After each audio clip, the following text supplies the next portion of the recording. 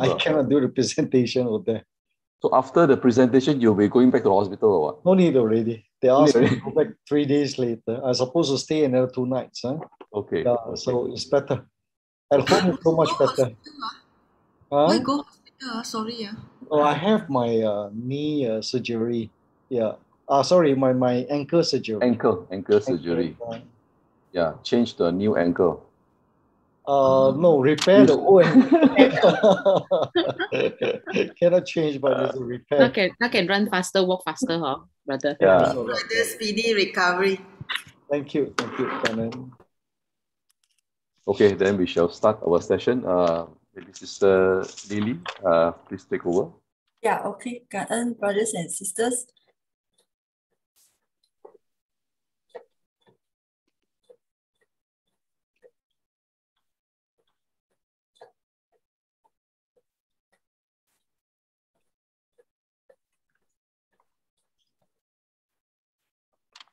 Okay,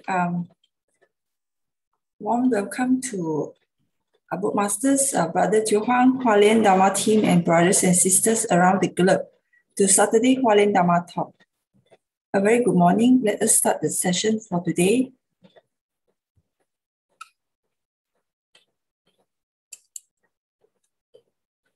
Recently, disasters have happened so rampantly, one after another, due to the great imbalance of four elements. Now with COVID-19 pandemic around the world, Master have great concern and earnestly urge everyone to repent and adopt vegetarian meal to protect life and cultivate our great love towards living beings and for the goodness of society and the world. Let us send our sincere prayers into the 10 directions. May the Sahara land be free from disaster and peace prevails in the world. Let us sing the prayer song with sincere piousness.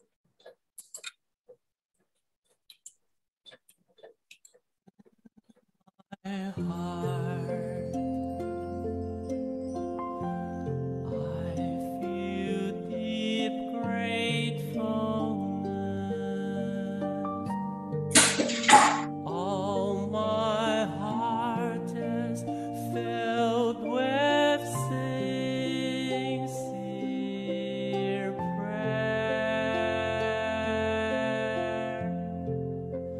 from all corners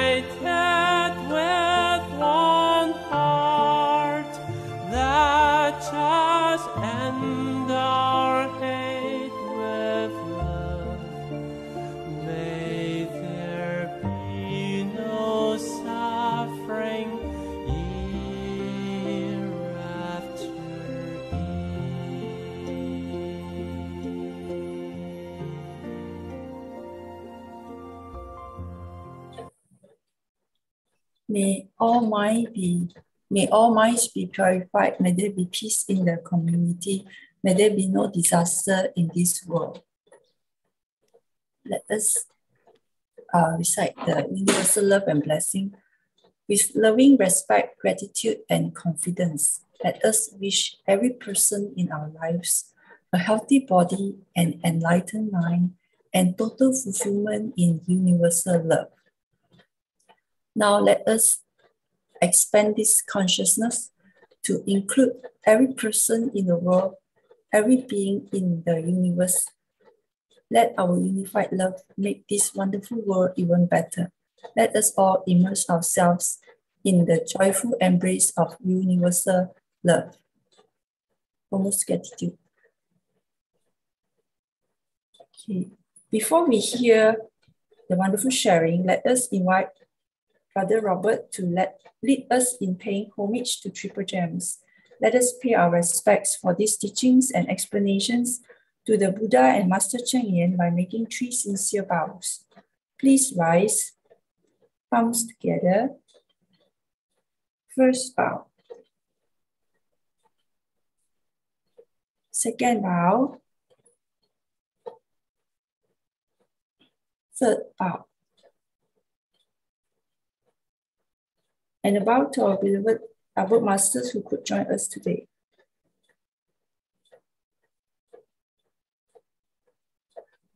Okay, today we have Brother Boon Hock, who will be sharing with us on 1 to Infinity, and followed by Brother Joe Huang, who will give us a Dharma talk. Okay, before we start, let us have Sister Suching to share with us last week's summary. Yeah. Good morning. I'm coming to you live from Penang. I'm back home. Let me just share.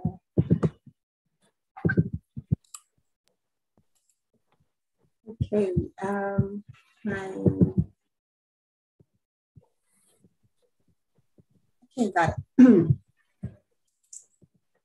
So last week was quite special because I think both sharers spoke a lot about the Tzu Chi family as an extended family, how important it is to the world.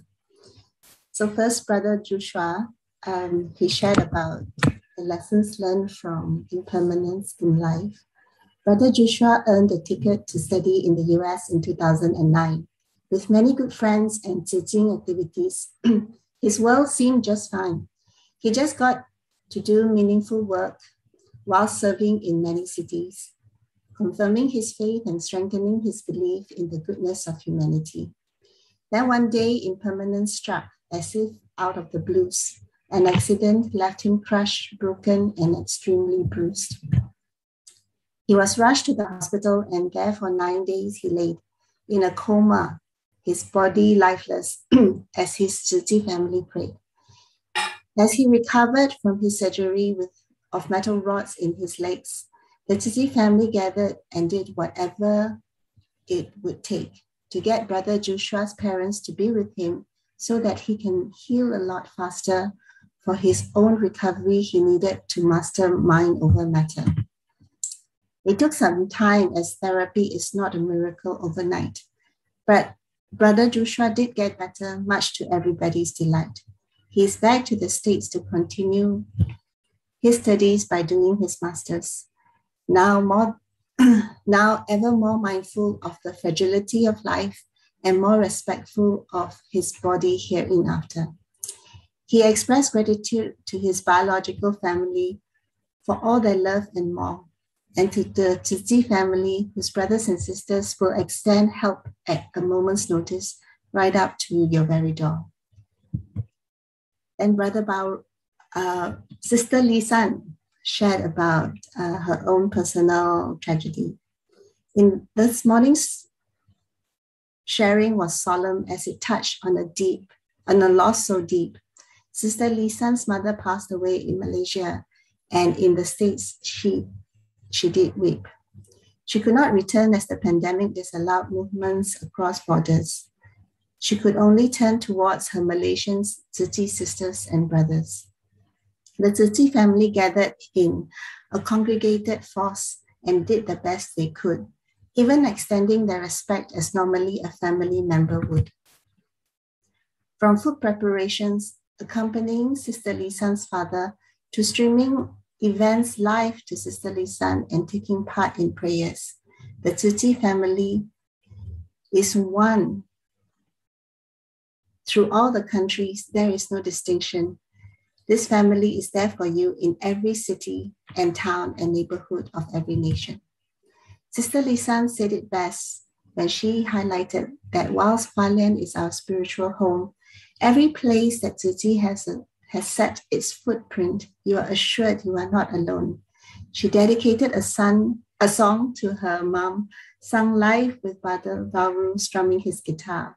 As her voice echoed through the internet into our homes, we all felt how meaningful and touching the lyrics are.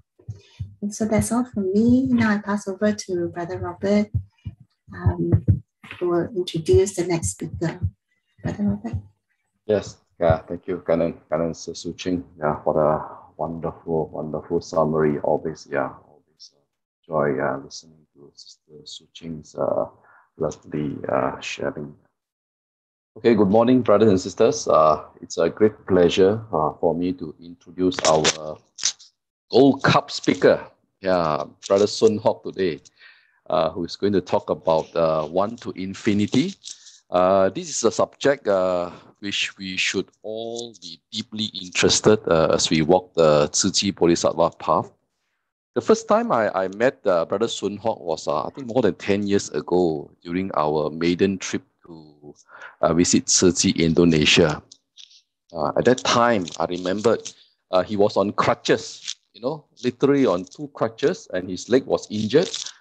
And in my mind, I was thinking, wow, this chap is so diligent, even though with injury, that didn't stop him, And then we visited many places in Indonesia, all the various, the Ta'ai village, a lot of places, the hospitals, and and he was on crutches, limping all the way, moving around. So I think that already triggered my very touching so-called feeling about Brother Sun Hock, So he's so diligent, and even today, and so coincidence, he just had his surgery yesterday, also another surgery on his leg. Somehow the leg is always 不听话, and he purposely, in fact, he's supposed to be in hospital, in fact, yesterday, but he purposely checked up yesterday, to be at home so that he can share with us. That shows his diligence, Brother Sun Hock, So please join me in welcoming Brother Sun Hock. Thank you so much. Thank you so much, Brother Robert. Thank you. Very good morning to all the brothers and sisters. Yeah, good morning. So first of all, I would say thank you so much for giving me a chance to do the sharing. And I apologize that I have to do it from my bed. Sorry for that. Allow me to share my PPT. I don't know why whenever I see Brother Robert, I always injured. Brother Robert, can you explain why? Yin Yuan. I always let you see my weakness point. Well, today I would like to share the title is called One to Infinity. This is not only about the infinite meaning, but it's more on my personal life. Yep. So, well, I'm from a village. I'm a kampong boy. Yeah, I live in a family. We got 8 in a family, my mother and my father. They always say family is words called father and mother. I love you. Yeah. So I guess my father and my mother, they love each other very much. That's why they got 8 children. Yeah. So in a house, we have another 5 families stay together. So that house itself, we have almost like 40, 45 people stay together. And I just wonder, even today, I still wonder, we have only 1 bathroom and 1 toilet. Yeah, only 1. We don't know how to share. But what I remember is all the boy, we do our big business, small business, outside the house, always outside the house, under the coconut tree, under the banana tree, somewhere like that. But that's how the environment that we live. Huh? So all around, I'm in a Malay village. So we are not poor, but everyone is very, very poor. I still remember in the village, we don't even have one car. Yeah. Most probably the fastest vehicles that we have is a motorbike. Yeah. So, but I have not a very sweet memory during my childhood because of the big family. So I still remember the house is always a lot of fighting, a lot of quarrel, you know.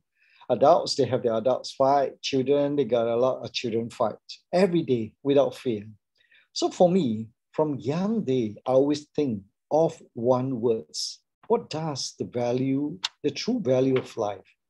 I mean, why we have to come to this world and, you know, we just see suffering and we just see fighting. There's no love, zero love, you know.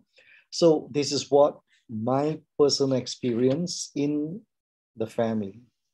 But one thing very good, I always remember whenever we got a food, you know, after mom, they cook, we share together. Yeah, 45 people to eat together in one shot. I remember the food was just gone in split second. Pong, habis, finish so fast. You know, everyone will have to fight.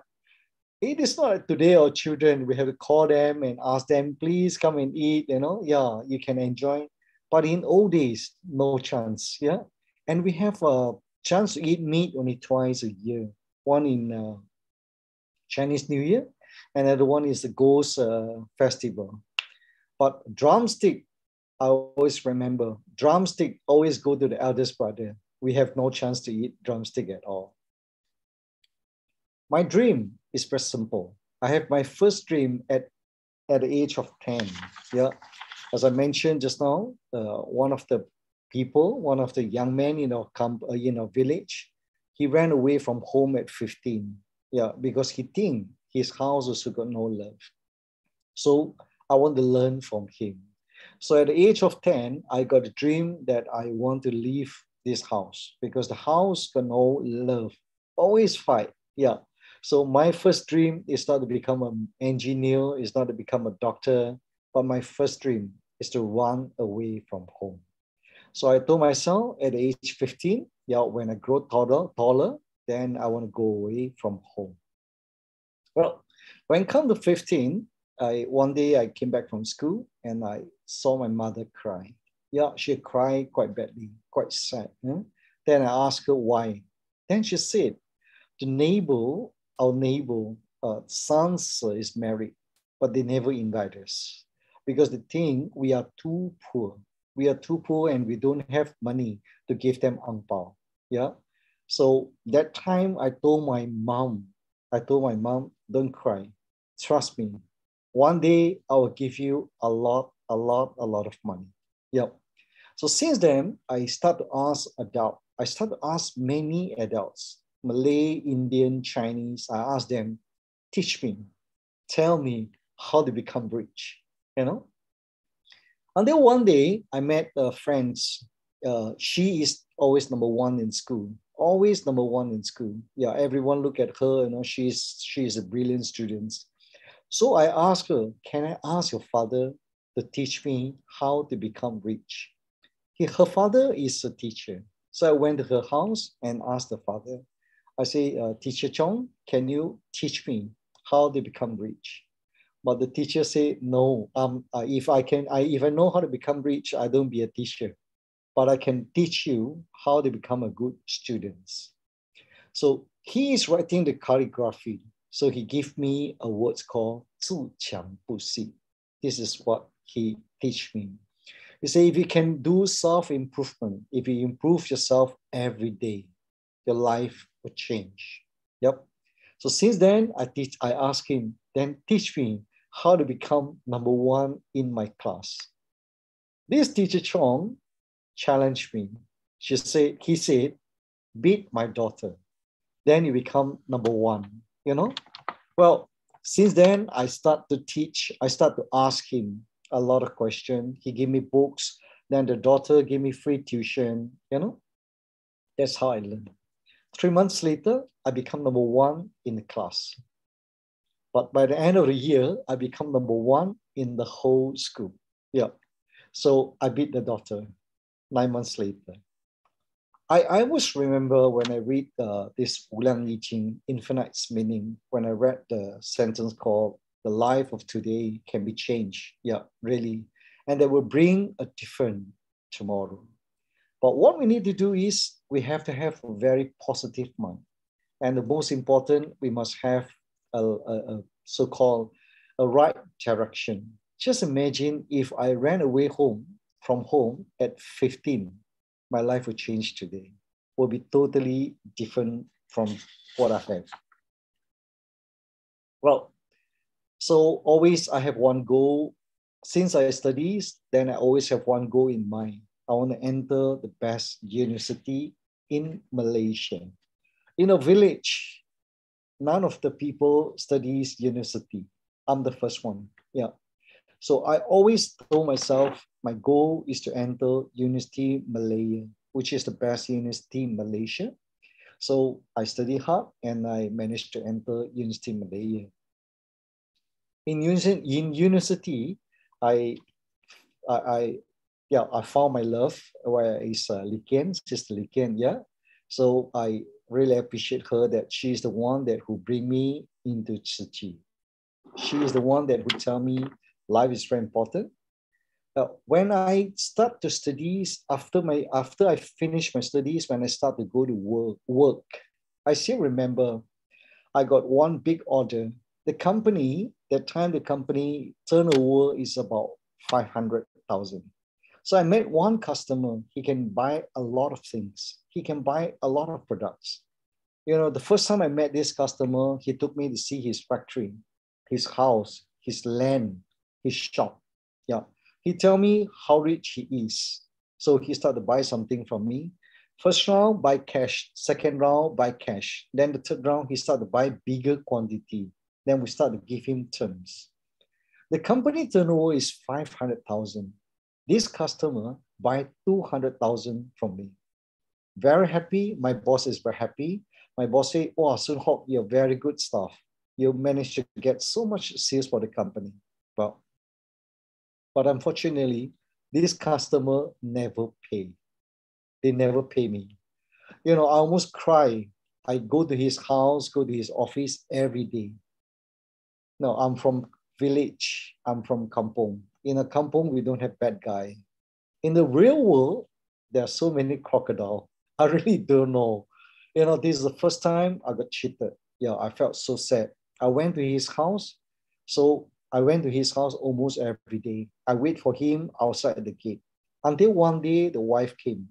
The wife said, "Soon Hock, you have to accept the fact, you know. Actually, my husband cheated you. Yeah, you have to accept the fact." You know, when I heard the words, I cry, you know. I say, wow, why people is so bad? Why, you know, the real world, why there's so many bad people? I'm from village. I know nothing about cheating, you know.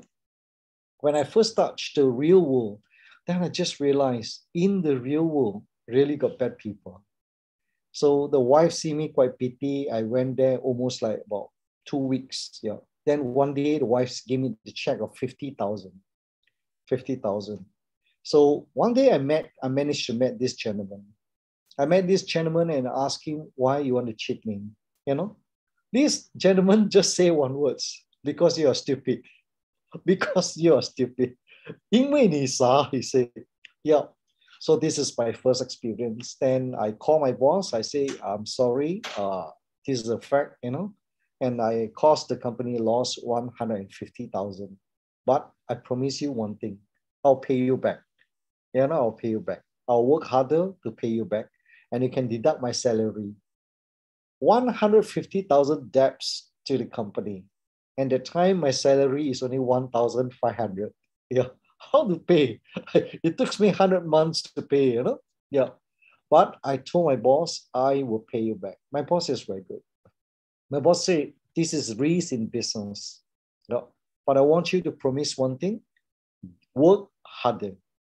Well, I concentrate in working and I help the company. I wanted to make back what the loss. So within 6 months, I make 500,000 for the company. So not only I make up the losses, but also make extra profit for the company. Well, when the thoughts is very focused, when our thoughts is very positive, when we have a right mindfulness, nothing bad can come in. Nothing bad can stop us of doing good thing. Yeah. So this is what I learned from Infinite Meaning. At the age of 30, I decided to start my own business. Yeah.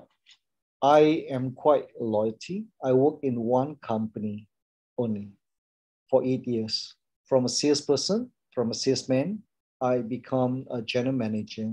I become general manager at the age of 27. So at the age of 30, I decided to do my own business. Yeah. Well, when we do own business, we have to have a lot of responsibility. And when I start doing business, I remember the time my dad's always teach me, if people pay you 1 ringgit salary, remember to work 2 ringgits work for them. Yeah. So that time when I start my own business, the same thing. I do always 7-11. Means start at 7 o'clock, I end my works at 11 o'clock. So that's how I work for my own and also for people, doing the same thing, because I think this is the responsibility. I started my business in the years of 1998. That is the time where I started my business in Indonesia.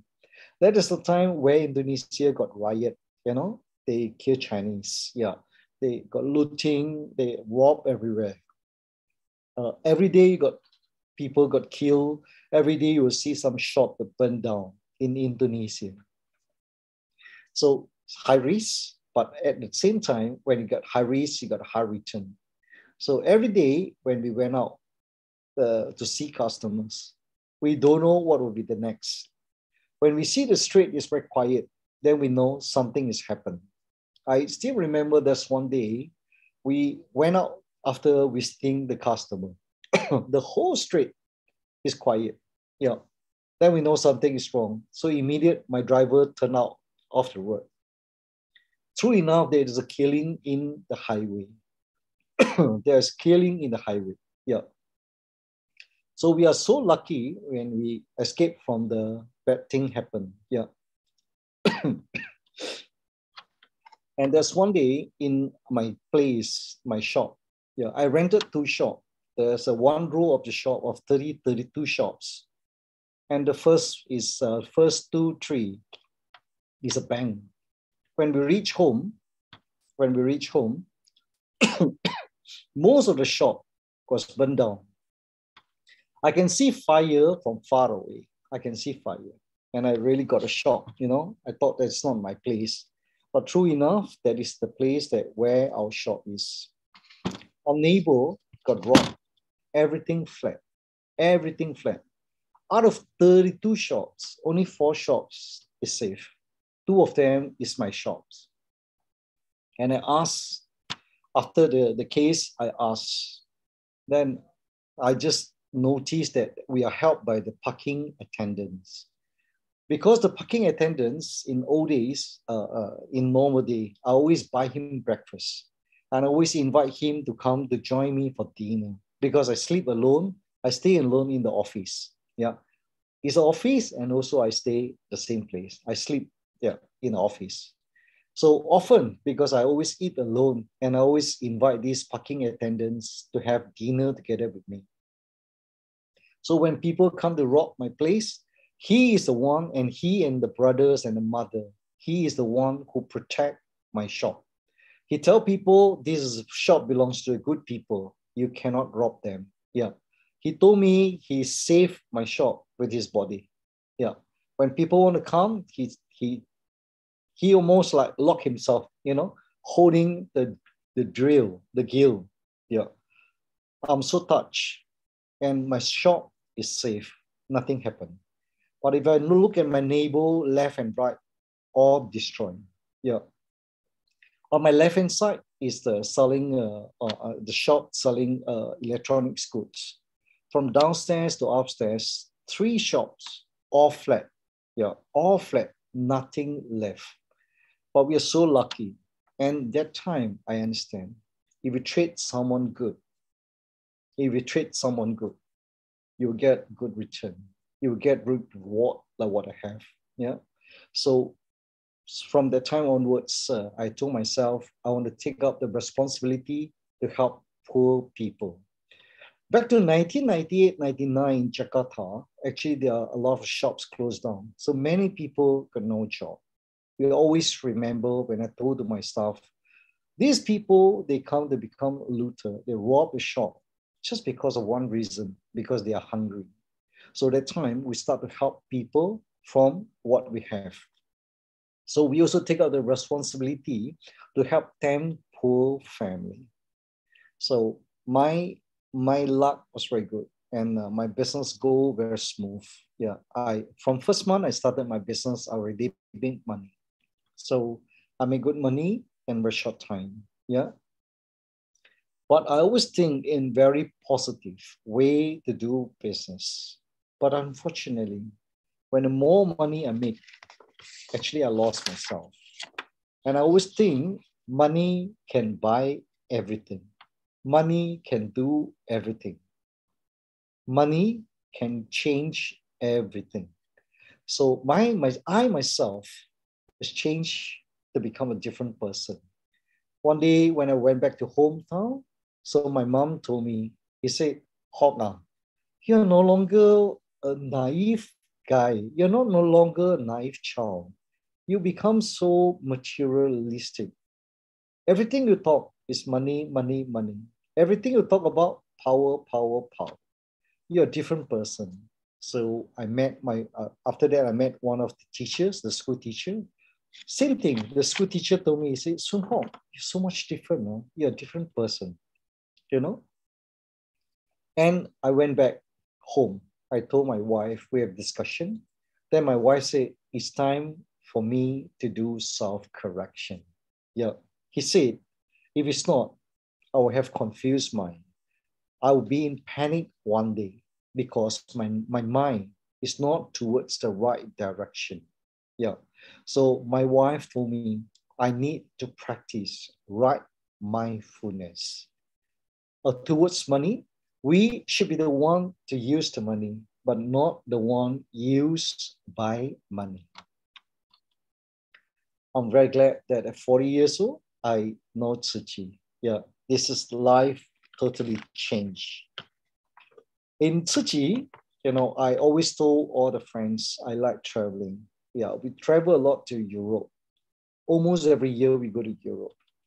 But the place that we visit the most in Europe is church. We spend almost every morning, go to church, before breakfast. That one day when we sit in Rome, there's one of church in Rome, my wife, then we said, we are Buddhism. We always tell people we are Buddhism. Yeah, but we know nothing about Buddhists. And the worst thing, why every year we come to church? Why every year we visit church? We don't even spend time to read, to study Buddhism. And that from that way onwards, me and myself, we have a self-declare. We are free thinker. Yeah, we don't trust any religions. We are free thinker. Until I met Tzu Chi, I really appreciate Master Cheng Yen to let me see the beauty of Buddhism. And especially when I join Buddha bathing ceremony, it's so touched. When we have our year-end blessing, I'm so touched. Buddhism is so beautiful.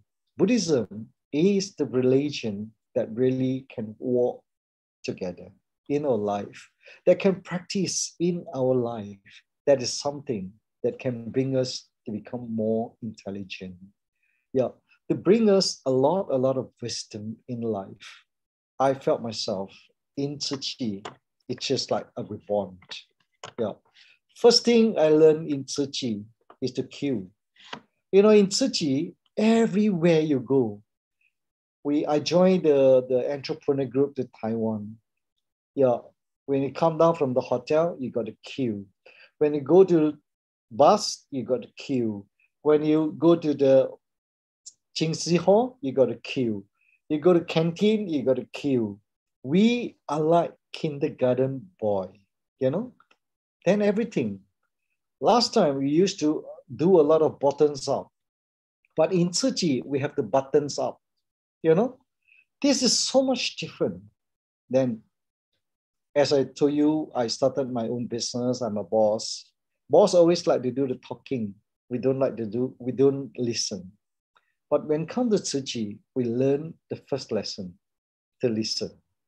I still remember the first time when I came to Tzu Chi, I saw the chair, the white chair. And I told my staff to call Tzu Chi and tell them we want to sponsor them a normal chair.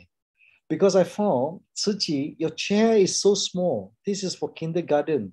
Or this foundation must be very poor. They don't have money to buy a proper chair.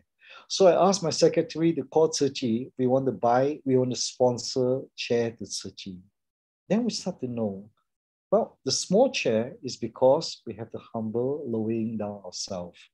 This is how we need to learn. You know? So I started to join a lot of activities in Tzu Chi, and I took the responsibility to become a chief coordinator in most of the main project. For example, Jingxi Hall, yeah, the groundbreaking ceremony, the school groundbreaking ceremony, almost all the big project I involved. Yeah. So me and my wife and Li Ken, we always join every Tzu Chi project. Yeah. We learn from each and every person. Yeah. There are so many sharing in Tzu Chi, and we always think if we can hear one sharing, one teaching, and we can hear one Dhamma, if we can understand one Dhamma, actually we can understand a lot of Dhamma. Yeah. And that can help us to bring benefits to sentient beings. So since then, I start to plan for my retirement. Yeah, I said it's enough for work. I wanted to do full-time in Tzu Chi. I want to dedicate my time. I want to dedicate my life in Tzu Chi. I want to learn from Master Cheng Yen. I want to learn to become a real Buddhism. So at the age of 50, I totally out from business. I'm free. Yeah. So in Tzu Chi, I started to learn how to listen, how to think, and after that, I can practice it. Yep. So the best part in Tzu Chi is we always practice and we always listen to what Master Cheng Yen teaches. So we can follow what the Master teaches. This is a photo that I took in the years of 2008 when I took the photos in Myanmar. Yeah, that is the first time I joined the International Relief. I'm so touched. You know, in Tzu Chi, people don't only talk Dhamma, but sometimes they demonstrate us what is called Dhamma. Like this picture, I take this picture from the house, yeah, because it's red hot. It's red hot. So I hide myself in the house. I took this picture and I see all the Tzu Chi volunteers, they take an umbrella, yeah, but they take the umbrella not for themselves. They take the umbrella because they want to make a group of like trees, you know, to protect the children, that the people, they want to receive something. So I felt this is very wonderful. Why we have to sacrifice ourselves? The umbrella is not for ourselves, you know? Why they can sacrifice themselves for other people, to someone that they don't even know. So I start to know this is what Master Cheng Yen teaches us. Yeah. We know people suffer. We want to take away, we want to help people, we want to relieve their suffering. Yeah. But after suffering, after relieve their suffering, we want to expound the Dharma to them. Yeah. So that we can make them happy. We can bring happiness to them, at least in their heart.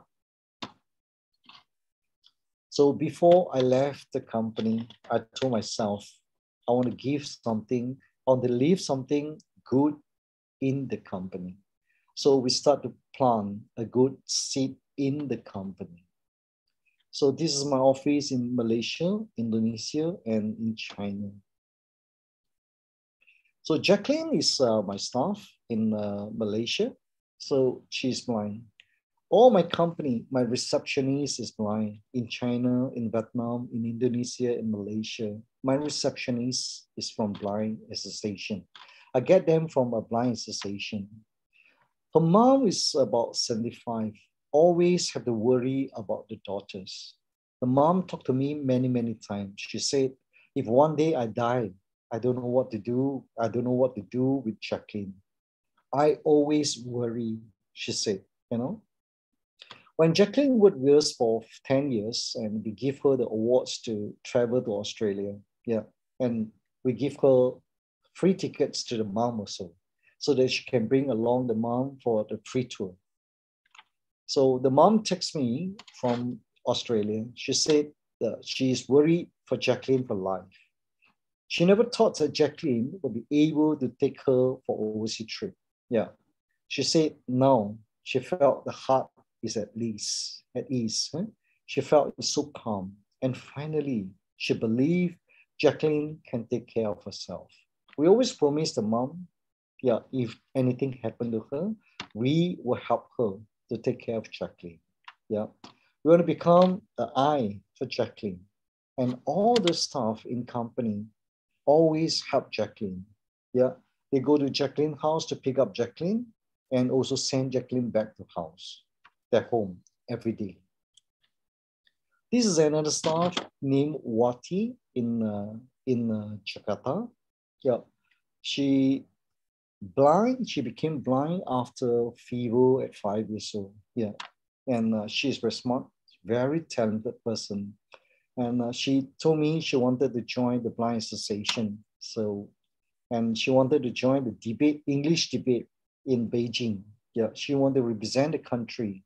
So we sent her for the tuition. We get the tuition teacher, and she managed to go to Beijing for the debate, represent country.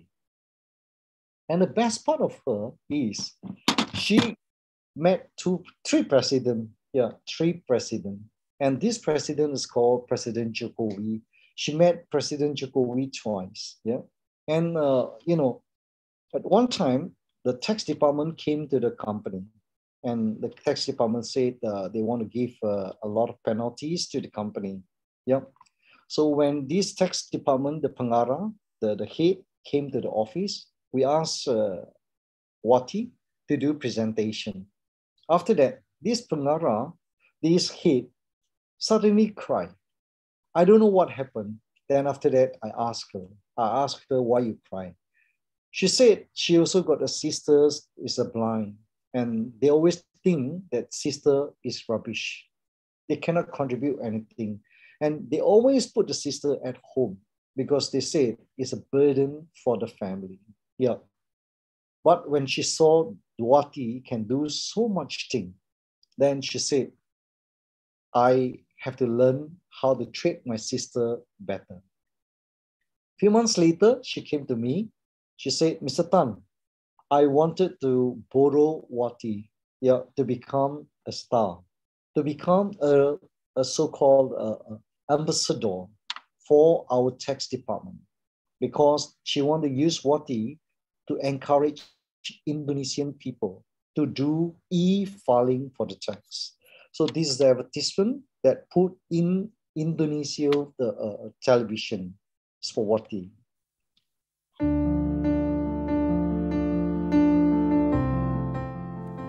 Sang Surya.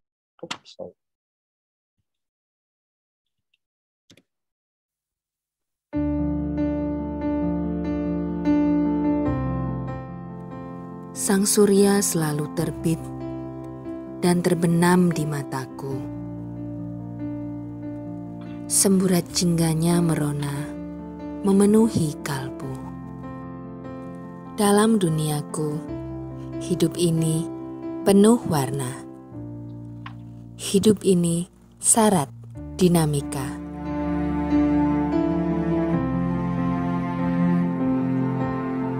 Kalau nggak macet sih 40 menit lah ya, 40-50 menit. Tapi kalau macet 1 jaman lah. Karena saya mengalami kendala, aku lupa password aku nih, gimana nih, filing aku gimana nih. Jadi aku browsing-browsing di KPP Cilandak. Alhamdulillah saya dilayani dengan baik.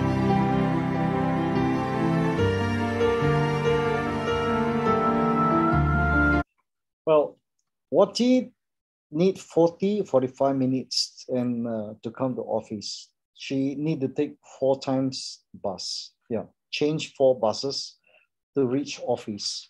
I always quote her as example. Whenever we got a staff told me they got difficulties in life, I always tell them, please talk to Wati. Then Wati will tell you what is called life. Yeah.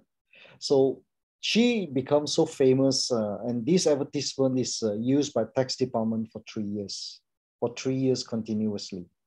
Whenever people tell the tax department e-filing, is very difficult, then the tax department will tell them, please look at these blind people. They never complain in their life. Why you are healthy people, you complain, So this is Wati. She's wonderful. She's really wonderful.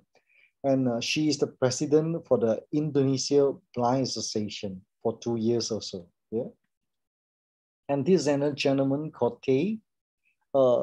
He is the brother of our Cho Hong. Yeah, Cho Hong brothers. But he's much bigger size than Cho Hong. Yeah. I think he's almost double the size of Cho Hong.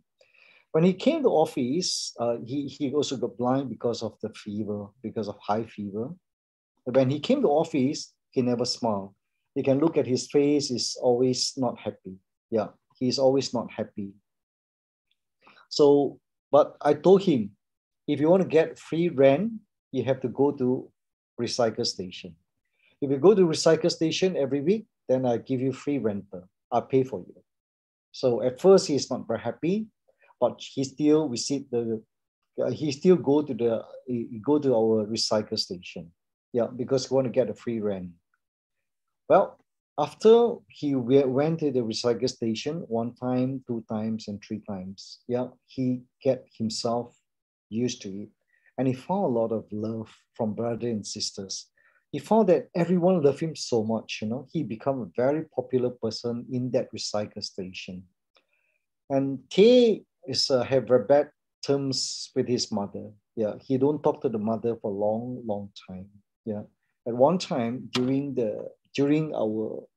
one of the year-end ceremony, we have the sign language performance. Yeah, we have a sign language performance called the Water Repentance, and we encourage him to join. We encourage him to practice. Then after practice, I think for practice for about a month like that, then he told me, he said, I want to call my mom and I will say sorry to my mom. So since then he called the mom and say, Mom, I love you. Yeah, he say sorry to the mom because last time he don't like to talk to the mom. Yeah, he always quarrel with the mom, and whatever the mother say, he will say it a different way. Very happy to share is both the mother and also Tay is also Tzu Chi commissioner now. Yeah, we're happy to see that. Yeah, so really, when it comes to Tzu Chi, when you know about the infinite meaning, everything is changed. The path that we walk, the way that we go, and the life is totally different. Yeah. In Tzu Chi, I always remember one thing, which is what the master teaches is a bamboo bank. This is the easier way where we can cultivate love. That is something that everyone can do, and easily to do it, so easy that you can do it, and everyone can do it. And this is the way where we can open up people's heart to do something good. So since I know Tzu Chi, we started practice in office 12 years ago. 12 years ago, we started practice there. And every time we open up this bamboo, we will use the money to buy a wheelchair to people who need it. Like last year, during the pandemic, we bought 150 pieces in China, 120 pieces of wheelchair in Indonesia, 50 pieces of wheelchair in Malaysia, and close to 180 pieces in Vietnam. Every time when we give wheelchair to them, our staff, they will take a chance to tell people, to talk to these people. So we will do them in Zoom meeting. We'll meet these people in a Zoom meeting and we'll sing a song to them. The song that we sing is Satu Keluarga, Indonesia version of our one family. This is Tzu Chi song. And I always send my staff to Tzu Chi to train to become a good volunteer so that they can take out the responsibility to help the poor. Yeah. So in the company, we have our charity staff. So we will have they have to visit the home every month once. Yeah. We take care of 50 family in Indonesia. So we're visiting them every month. So we will spend about 1 hour to talk to them.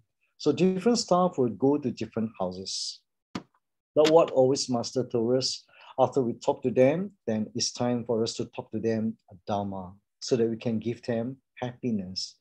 So likewise, 1 year twice, then we will collect bamboo from these people. Yeah, we will give them bamboo when we help them. So we found so many families, so many old people. They are very happy when they give donation of the bamboo to us. They always say, yay, I can help people also. You know, they are so happy. And every time they give us the bamboo, we take out the bamboo and we tape it back. We give it back to them, the same bamboo. You know, they are so proud that they're able to help others. So this is what we always practice. So this is what some of my staff. On the left, this girl is the parents left her at the age of 5. So she always remember the mother. Yeah, she always remember the mother, and she hate the mother. She said she don't want to see the mother because the mother and the father left her. But now she's very happy because she found a lot of parents. She calls a lot of papa and mama in old folks home. Yeah. When a company go to old folks home, she always the leader. She said she can find the father and the mother in old folks home. And the gentleman in the middle is he got 5 daughters, but never get a boy.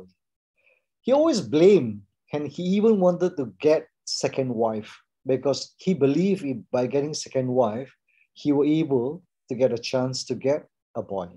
Yeah, but when we visit the orphanage home, there's one boy come and hug him and call him Papa. He melt down, he cried, you know. He said he never loved the daughters, he never.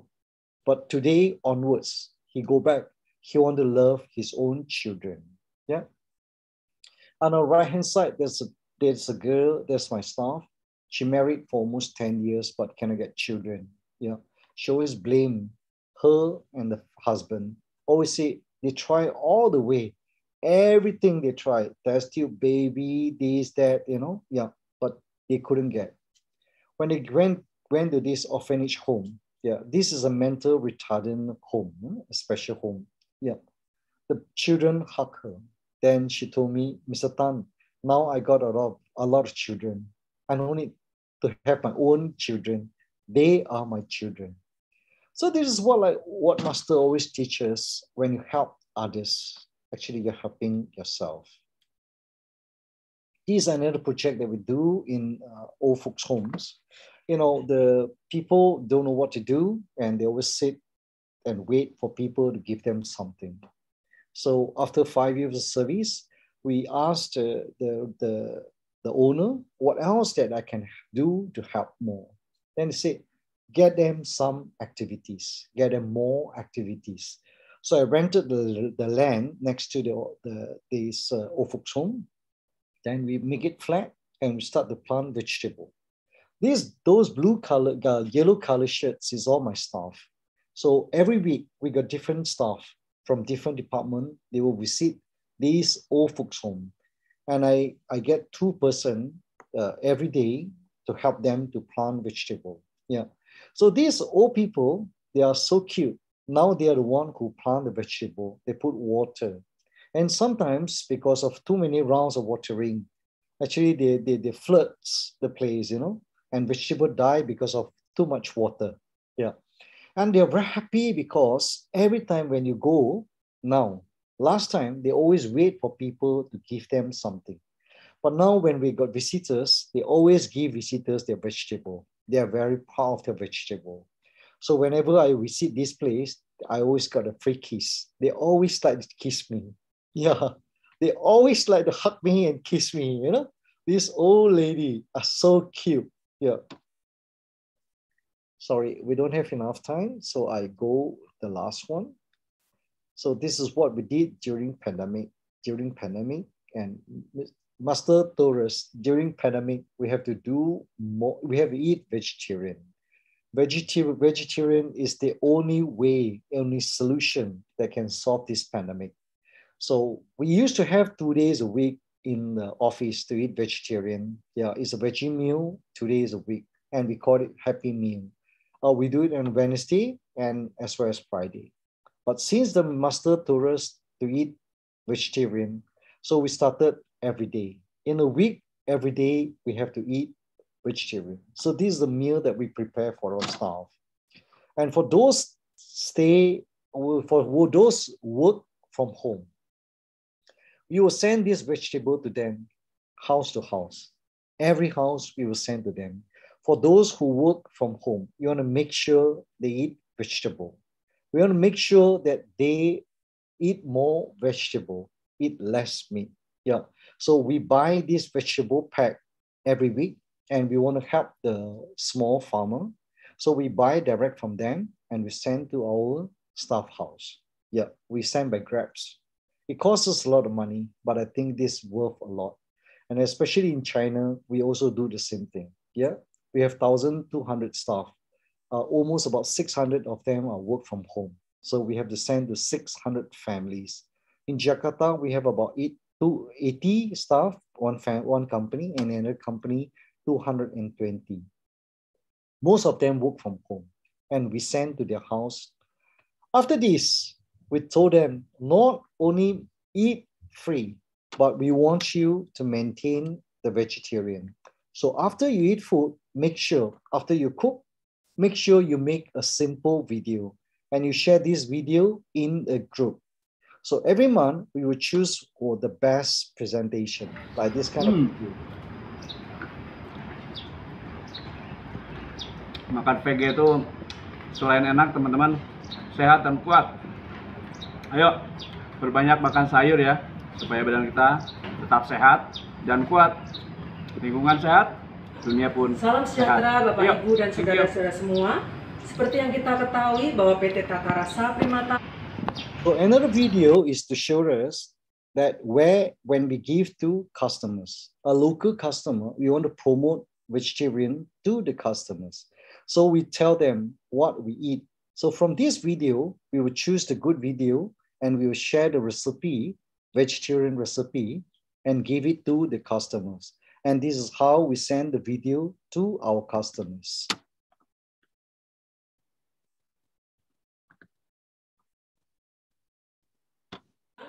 Salam sejahtera Bapak Ibu dan saudara-saudara semua.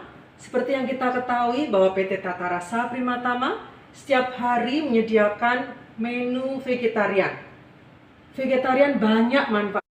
So we send to customers and to suppliers. We also tell them to become vegetarian. Yeah. So in our supply list, you want to be a qualified supplier.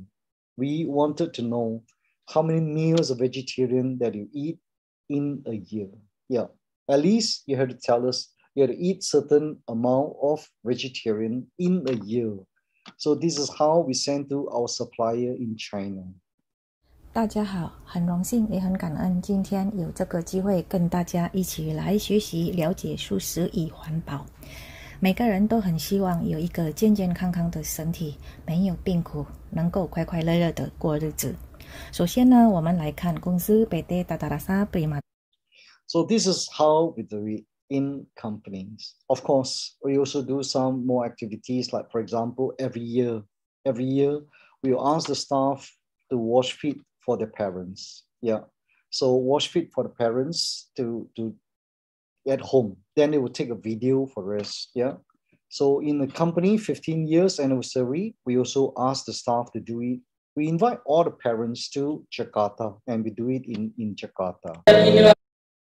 So these are some of the staff and partners that they become a Tzu Chi commissioner. All right.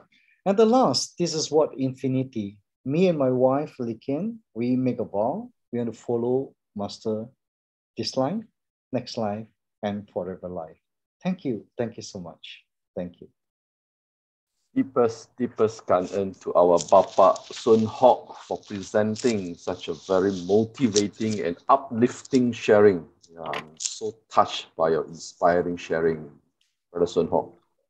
Brother Sun Hock is not only financially rich through his very hard and strong determination, but I think he's truly spiritually rich by applying Master's teachings in his daily life and to help to transform people around him. Yeah, Kanan so much.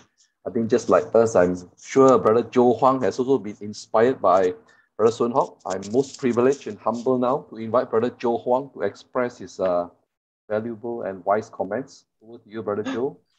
Yeah, thank you, Brother Robert, and thank you, Brother Sun Hock.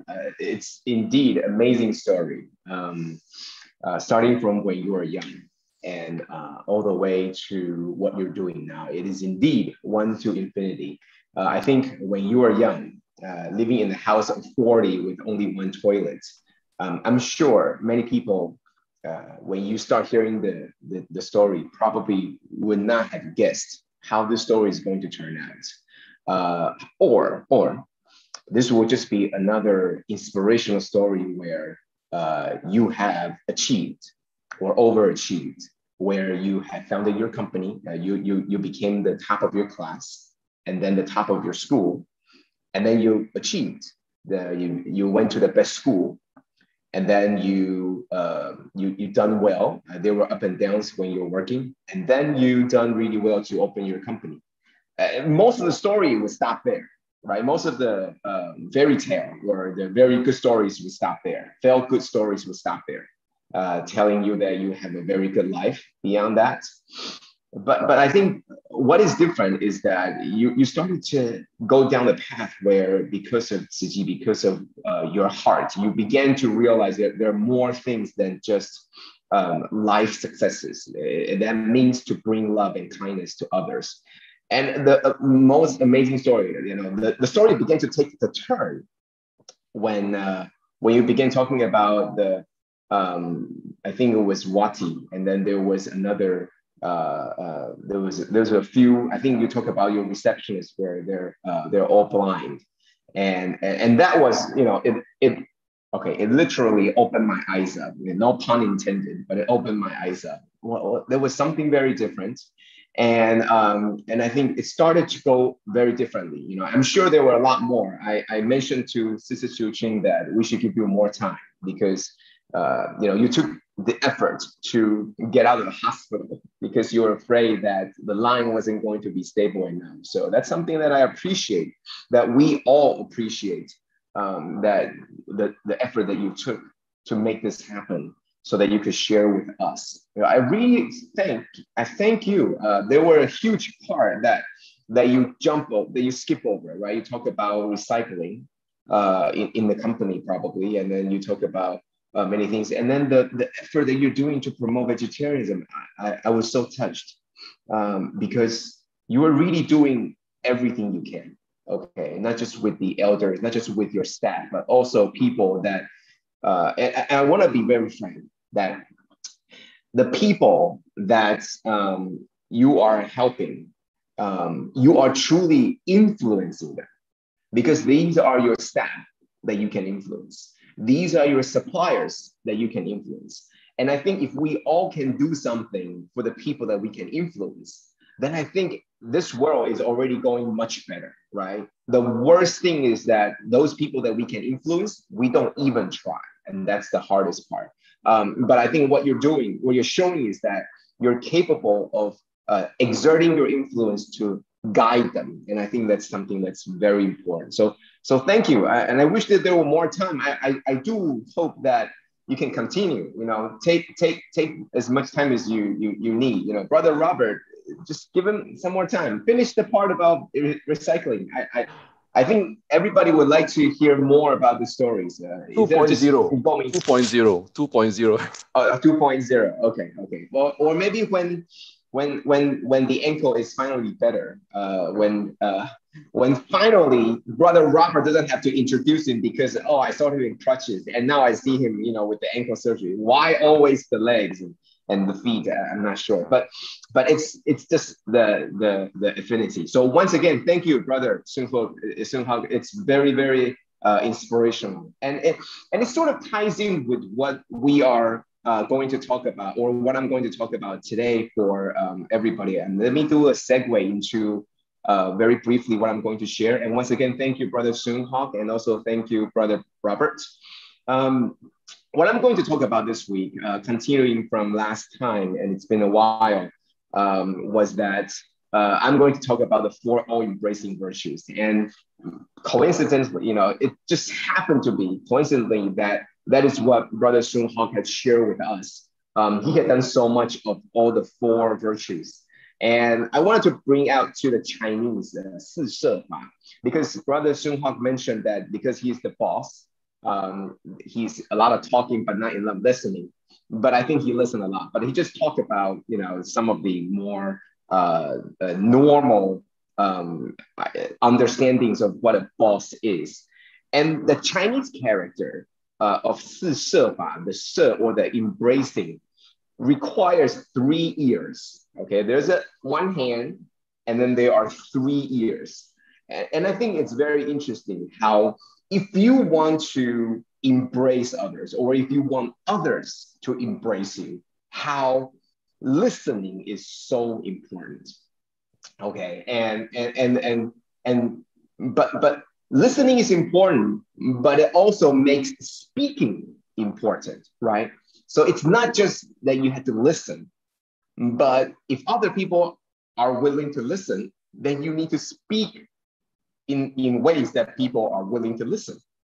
So it becomes a 2 sides. But once again, if you want others to embrace you, listening is very important. But then also there's an action component. So there are 4 embracing virtues of how Master and the Buddha taught us about how to work in people.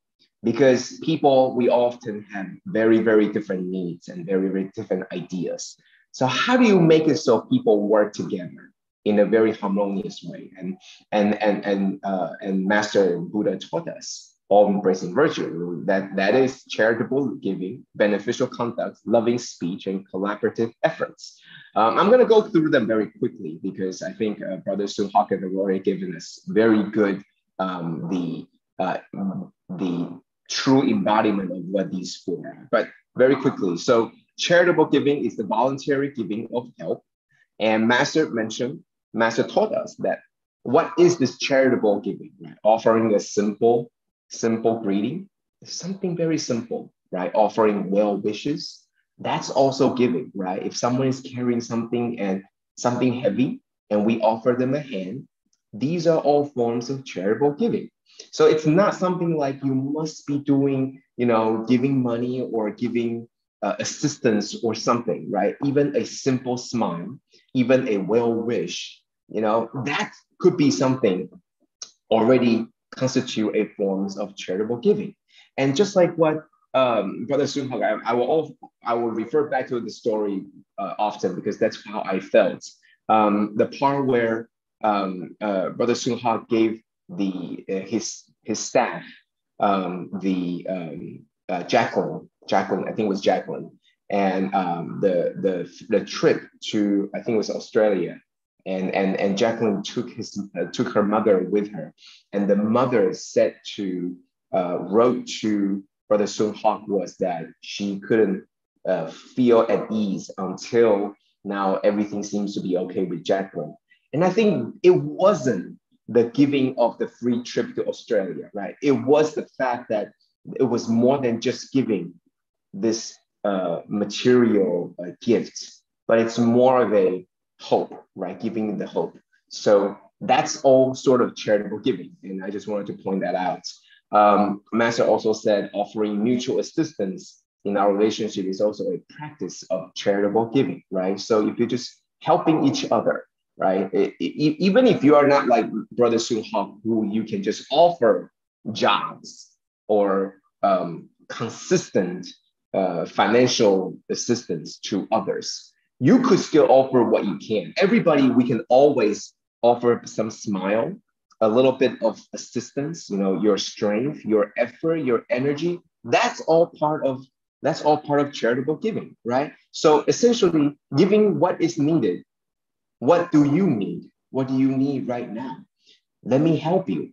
And that's something that's charitable giving. So that's the first thing. You want people to embrace you. You want to embrace people. You want to love others. You want others to love you. That's what you do, helping others, giving what is needed. And I think Brother Soon Hock definitely demonstrated that as following Master's teaching. That's what is needed. And that's what this world needs too. So that is the first part, right? Which is very simple. Charitable giving. Beneficial conduct. Once again, it goes back to helping others. Now, you might be thinking, well, what are the differences, right? Both of these are helping others. So what is the difference between charitable giving and beneficial conduct? So what kind of conduct benefits others? What kind of conduct really will truly help others, right? So this is something that Master taught us. Good teachings must be mutually shared. Good abilities must be mutually taught. And this gave me the thought and the understanding that that is what beneficial conducts really mean. That means that you are giving others not just something to help them immediately, but you're helping them to help themselves. And I think this is what beneficial conduct is somewhat different from charitable giving. If you think of charitable giving as something that they could be needed, they could use immediately, right there, right now. For example, giving them the financial assistance, giving them a shoulder to cry on, giving them something so that they are not afraid, giving them something that they can use right there, right now. That is charitable giving. However, what is the beneficial conduct? In my mind, I believe that that is giving others ways and abilities or even the confidence to help themselves so that in the future, they could do this for themselves. And I think that is what beneficial conduct means. It's something different from just charitable giving. And I'm sure if we have that very minute difference to split out the two, then I think it's very clear how to embrace people, giving them what they need. If they're hungry, give them a bowl of rice. But afterwards, telling them how they could get that bowl of rice themselves, whether it's to save up, whether it's to have their own vegetable garden, whether it's to have whatever the means. That is the beneficial conduct. So I think it's a very fine difference, but it's a difference nonetheless to tell us that there are different levels of giving. You are giving them what they needed immediately, and then you're giving them something that they can use for the long term. It's the tools and it's the teaching. So it's almost like instead of giving them fish, you teach them how to fish. But rather than fishing, we talk about rice. Instead of giving them rice, we teach them how to plant the crops and grains. So that's what we could do. And I think that is a very fine difference between charitable giving and beneficial conducts, okay? So the reason why I'm doing this is because I think the four all-embracing virtues, they all seem very similar. However, there's something different, very minute, very small differences among all of them, that if we can pick that out, if we can discern that, then we're able to do it even better, even more to the point. So the third part is loving speech, which is speaking kind words. And as Master also mentioned, that charitable giving, what is charitable giving, right? Giving a greeting is already some type of loving speech, kind words. So, but I think a little bit further, it's not just a greeting. It's not just words of it's not just words of a smile, like a charitable giving, but rather it's a loving speech. Loving speech, I believe, are words of encouragement and words of reminder. These are words of teaching, encouragement, helping to push you, helping to guide you, and reminder, not always is positive, but also reminding you are not doing something right. And I think loving speech is something that is selfless. Loving speech is something that is for the others. You can encourage them by calling them. You can remind them by pushing them, whichever it is. This is loving speech. But I think another level further, it's not just encouragement. It's not just reminder. I think speech is very important because sometimes actions alone just aren't enough. What does that mean? What does that mean? Listen to the stories today by Brother Sun Hak. Listen and watch what Brother Robert did, or listen to what Sister Xiuqing said, or if you just read what Sister Sharon did, what they did, they were doing action. They were taking a lot of actions, right? Brother Sun Hak, other than all the things that he did, he had ankle surgery, but he chose to get out of hospital because the internet connectivity isn't good. But sometimes this action by itself is not enough. What does that mean by not enough? That we wouldn't know it. No one would know the effort that they put through. And they are not going to be the first one to tell you, do you know how much trouble I go through to share with you? They are not going to say that. But you need others to help you, to put forth these loving speeches, right? Sister Sharon, typing as Brother Sun Hak was sharing. Why? Because the other Sister Xiuqing, I think, right, couldn't hear, and so Sister Sharon typed it up. If you didn't know what they were doing, it would just be an action. So I think loving speech is more than just loving speech, words of encouragement and reminder. I think a story without storytelling is only a collection of words. All the stories that Brother Sun Hak shared with us, or the videos, or the pictures, without him telling us, without the storyteller, then it's only a collection of pictures and videos. And you have to put them together so that it weaves into this fabric of loving kindness. So I think loving speech is exactly that. It goes beyond just words of encouragement, encouraging you to do something or telling you something needs to be done better. But it's to share these inspirations with others. It's not directly related to you, but it's something about others that will do tremendous inspiration to you. And I think that's what people need, right? We talk about charitable giving. It's something that I need right now. And then we talk about beneficial conduct. It's something that I will be using in the future. But all these are something that we use. But loving words and loving speech is something for your heart, for your soul, so that you are warm inside, to tell you what other people have done that you might not know, to tell you what other people have said that you didn't realize. And I think there were so many things that through sharing that we're able to feel the loving speech. So I think that to embrace others, it's sometimes not just to tell them directly what they need or how they need to improve or how good they are. I think loving speech is also sharing with them stories of others, or sharing with others the story of the people that you're trying to embrace. Because a lot of times that people just don't know how behind the scenes what others have gone through. So I think that's what loving speech is. Master does this a lot. Master would always compliment others while speaking to the different group of people. And truly, when this group of people heard this, they feel better, not just only to Master for sharing. They are thankful to Master for sharing the story, but they're thankful for the other person. And I think that's very important. So that's what I think loving speech ultimately is about. How do you truly and sincerely compliment others when they're not around, when they're not there?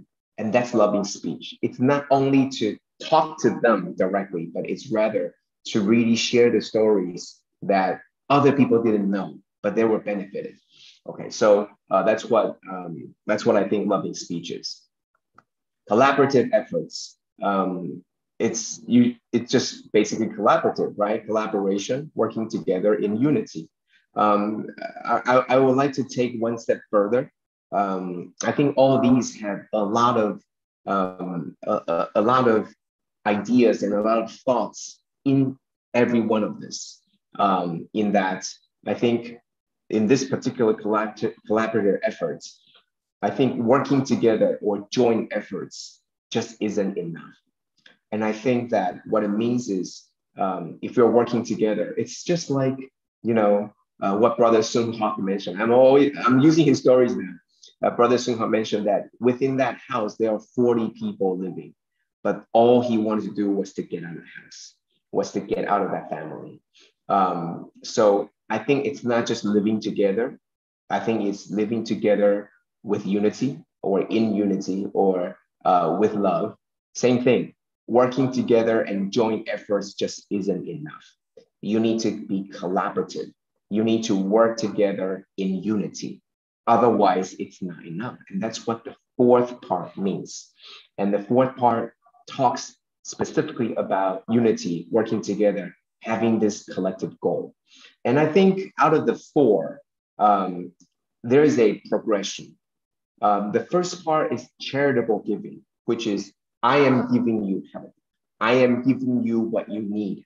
I am sort of at a higher position where I am able to give you some help. And then when it comes to beneficial conduct, I become the role of a teacher. I become the role of a guide. I become the role of someone who's more experienced. I'm telling you, I'm sharing with you that there are ways that we could do better. There are tools. And then I'm also giving the words of encouragement. I'm also sharing with other people what the kind deeds that you have done, or maybe the learning progression that you have done. Okay, so these are sort of, I am still leading, I am still helping, I am still helping you along, pushing you along.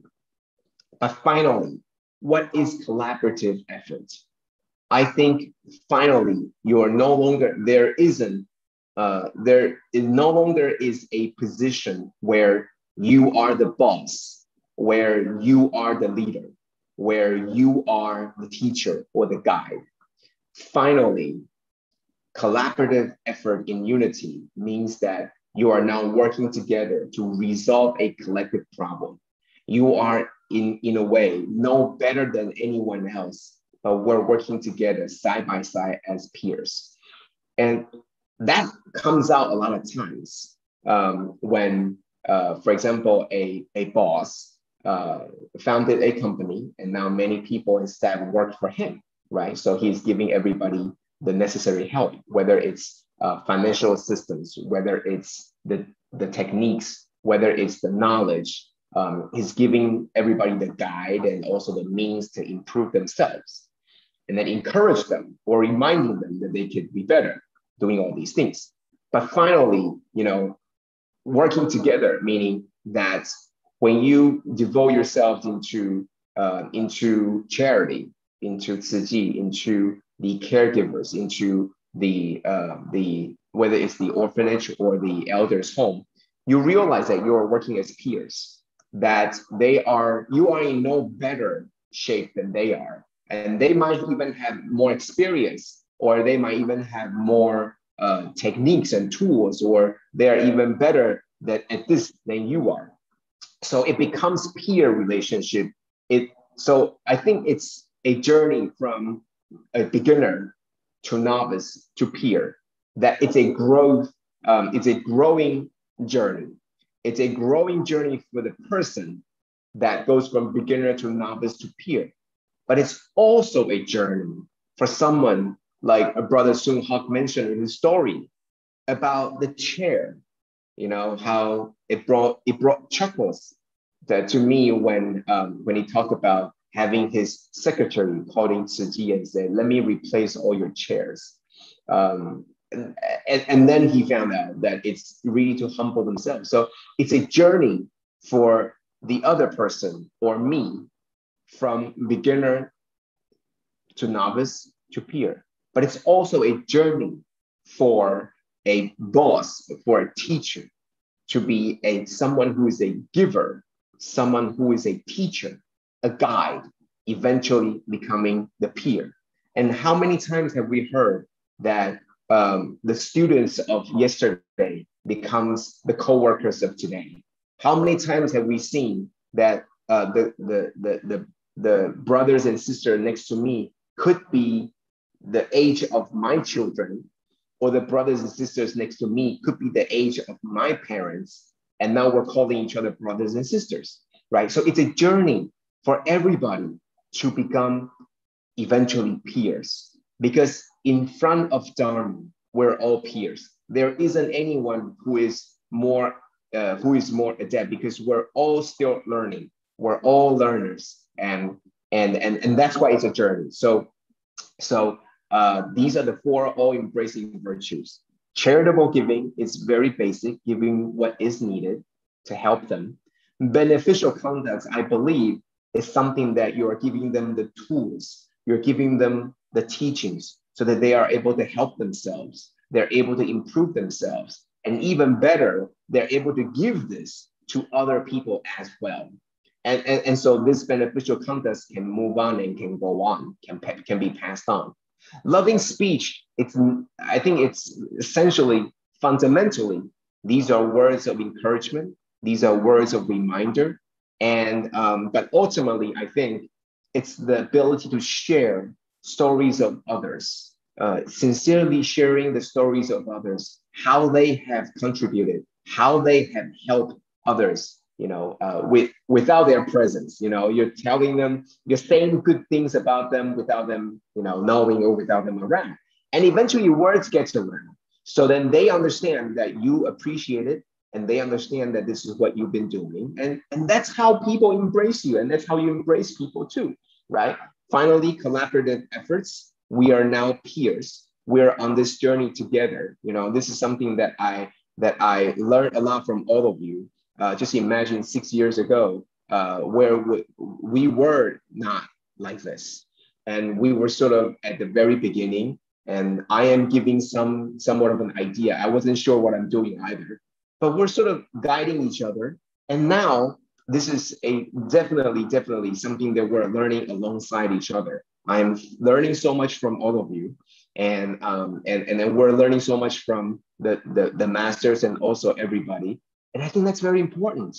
That's very important to really understand that we're on this journey side by side as peers, not as not as teacher or students, but as peers, because we have so much to learn, so much to learn. So we have some time left, and I would like to ask questions because I think that these are very fundamental and universal ideas. And I would pose this question for all of you, and we should have a very quick session Q&A. You can just turn on your microphone, and I'll call on you, and you can share with everybody what you think about what we share about today, and also maybe you can also share about your feedback to Brother Sung Hawk as well. So the question I'll give you my answer first, and then I'll open up the mic for everybody. So the question for today, we know that the four all-embracing virtues, these are the charitable giving, beneficial conducts, loving speech, and collaborative efforts. Now, the reason why I asked this question is because, well, first of all, the question is, which one works for you? Please be specific. Meaning that I'm sure the answer would be, well, it depends. Yeah, I know it depends. But that's precisely matches what Brother Sung Hog's sharing about 1 to infinity. This is 1. The 4 all-embracing virtues, that is 1. No matter what you say, it's going to be in that order. It's going to be in that importance. But when you say that depends, well, that is also one answer, that depends. But because you are working with a lot of people, you have your family, you have your coworker, you have your boss, you have your wife, your mother, your children, your brothers, your sisters, and all those people, right? Everybody that you come in contact, the strangers, the brothers and sisters that you like, and the brothers and sisters that you don't like, right? A lot of these people, and therefore, out of all these people, you must be doing something different. You can't possibly do all 4 at the same time. You must be doing something to this person that you're not doing to the other people, right? So that's where infinity comes out. The 1 is the 4 all-embracing virtues. But infinity comes out when you put that person in front of it. Well, 2 particular person, what do I do? Now I'm putting that person as you. The reason why I'm asking this is because when we're listening to all the stories of the Lotus Sutra, and we're listening to whether it was the son and the father or the burning house, all of this, right? A lot of this is coming from the perspective of the father, because it was the Buddha speaking, right? Obviously, the poor son in the 4th chapter is talking about the role of the son, right? But a lot of times it's the Buddha speaking, and it's talking about what needs to be done. But we need to also take a look at it in the position that sometimes we are not the teacher, we are not the father, we are not the guide. We are the guided. We are the lost son. We are the people that don't know. Yet, the person who's trying to teach us and guide us might not be giving us the right tools or the right ways to reach us. So this is a good chance for you to share what works best for you. For example, what works best for me is loving speech. I think for me, it's very important to encourage, to have confidence. For me, it's very important to have the self-esteem, to know that I can do this, to give us the hope. Next, it will be collaborative efforts. This works next best for me because after you give me the trust and the hope, working together side by side, showing me that I can do this. But then I will be faltering. So you next give me beneficial confidence because now you see where I'm failing. And then you're giving me the ways and say, this is how you can overcome that challenge. And lastly, it will be charitable giving, meaning not just giving, but also giving me the opportunity so that I could be on my own. And I think this is something that works best for me. It all started with loving speech. It's not charitable giving. It's not quite, I don't need charitable giving. But I think loving speech is something that I think works best as a starter. And then working together, finding out what I need, giving me the beneficial contents, the teachings, the tools, giving me the opportunities to succeed, and then giving me the opportunities to shine. And I think that's charitable giving. So these are the four that I think works in that sequence for me. And I think that's very specific, right? I know the answer depends, but think of someone in your life that you would like to embrace, or you would like them to embrace you. And how would all four of this work? If they are to give you something, how would it work best for you? So instead of saying, I am doing this for my children, now you are the child. Now telling your parents, Papa, this is the better way to teach me. I would receive better if you do it this way. Okay, and this is the reverse role playing. Rather than you being the guide, you are the guidance. And then you're telling the teacher, the way you're going about this is all wrong. Don't teach me this way. I want to be taught this way. Okay, so we don't have much time, but I would definitely like to open up the mic to everybody, to anyone who would like to share. So is there any taker? I'm opening up the microphone. If anybody would like to share what you feel free to turn on the microphone, and then we will call on you. Anyone? Okay, great. Sharon, wow, you're typing so much that it's better for you to speak now. Okay, go ahead. All right, I'll start sharing first. This was very, very important to me. And sometimes I often think that it's really hard to not to pick one than the others. But today I will pick with the charitable giving, then followed by the loving speech.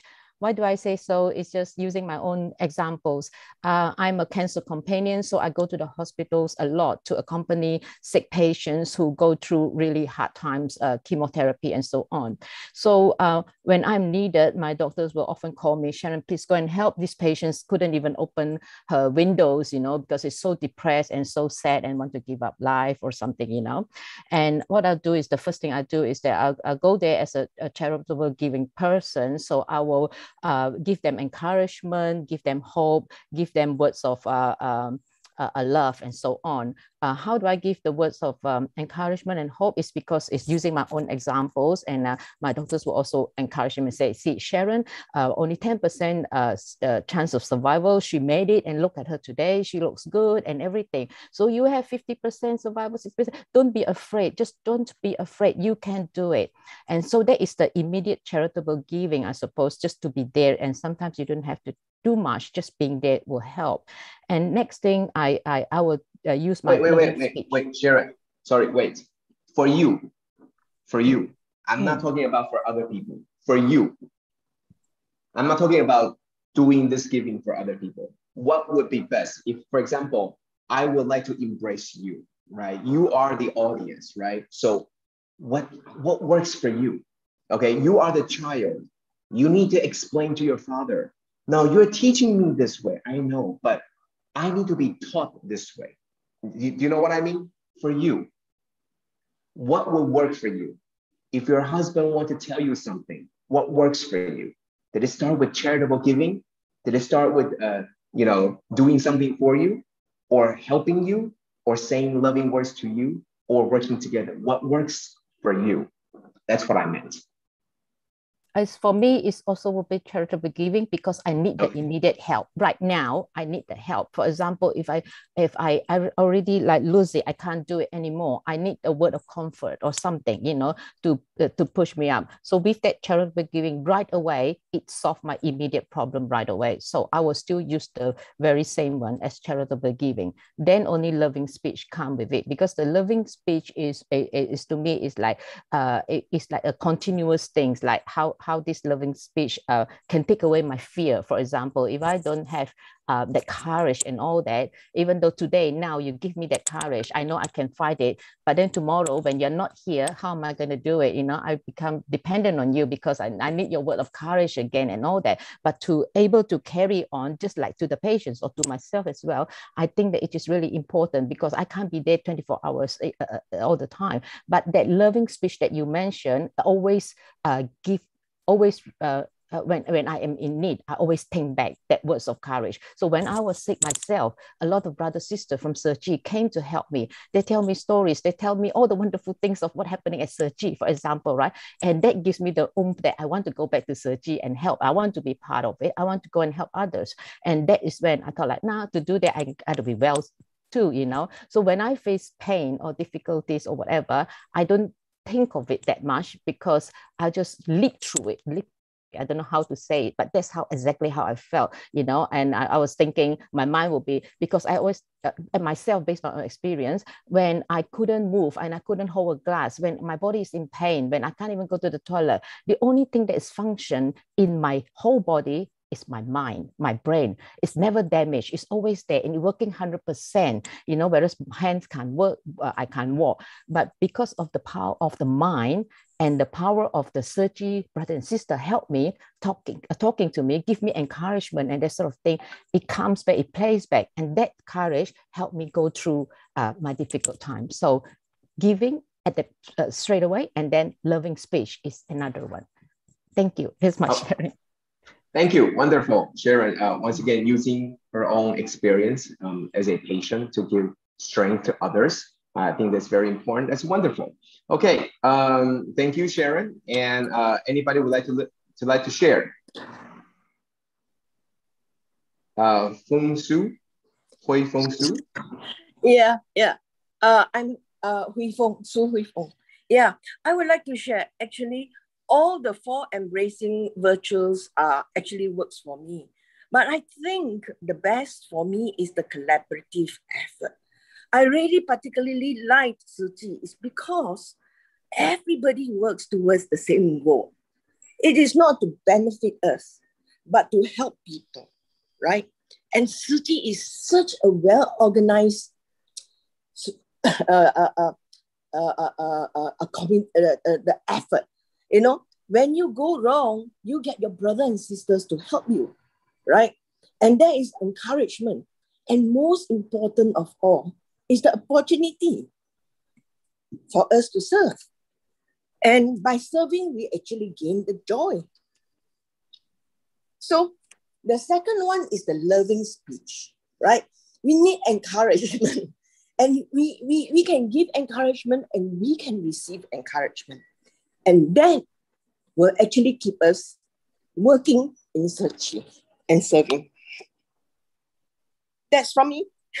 Okay, thank you. Thank you, Hui Feng Su, sister. Indeed, collaborative effort to work on the collective goal in unity and selfless. I think by doing that, it overcomes a lot of problems, right? You don't need to give me anything.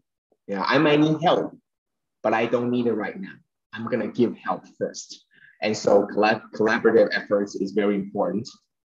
And then encourage me, and then maybe I will be willing to learn more.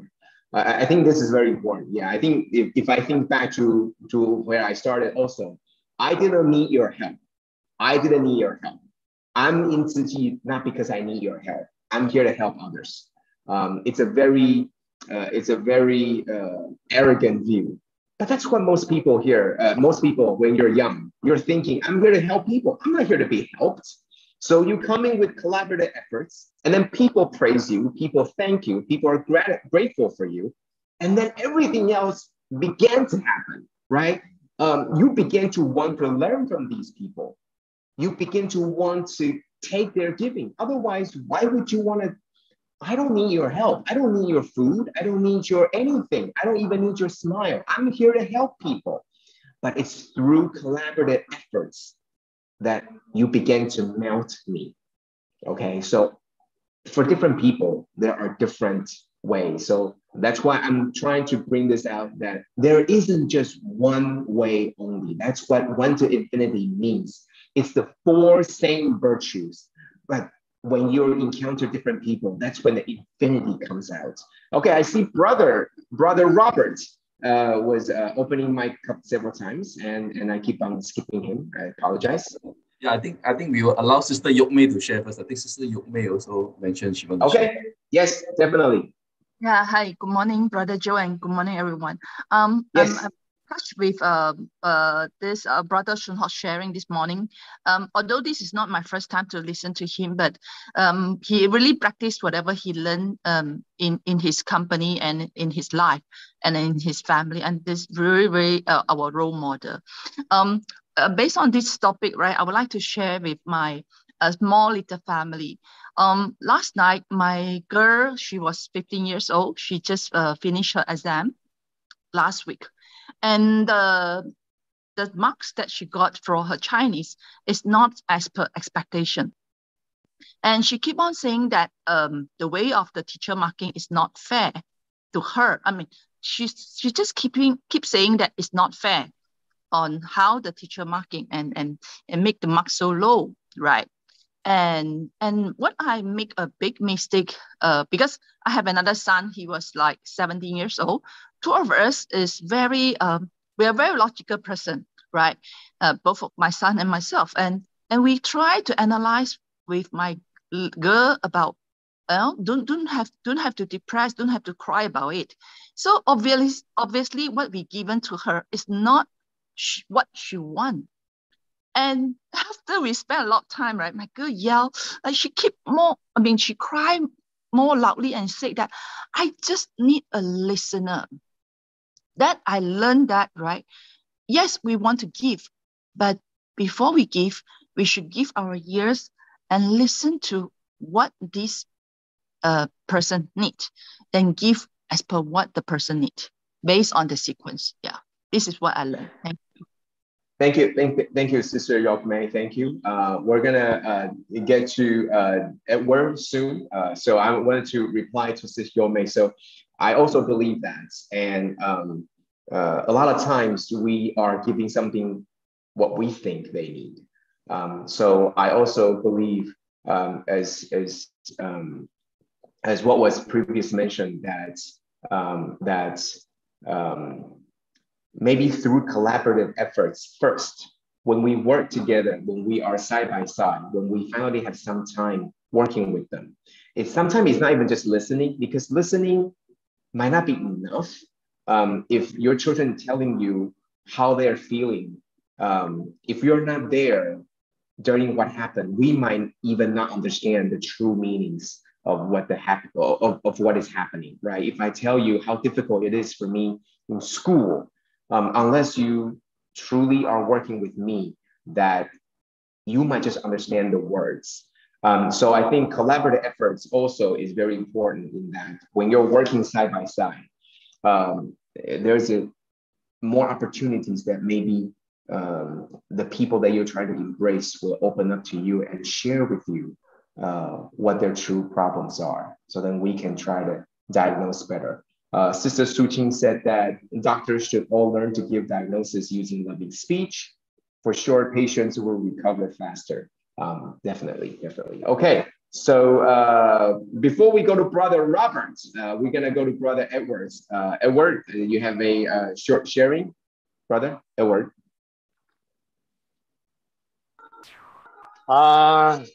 Just a short sharing. I am coordinator for our parish for the Ministry of People with Disabilities. For me, it's charitable giving coupled with loving speech. I serve at least more or less 100 persons with a disability within our parish. And the best effort to give them hope is giving them charitable efforts and loving speech. And this is giving without expecting to receive back. And that's a very effective way of giving people hope, especially these people who are not just poor, but they are also with disabilities. With these four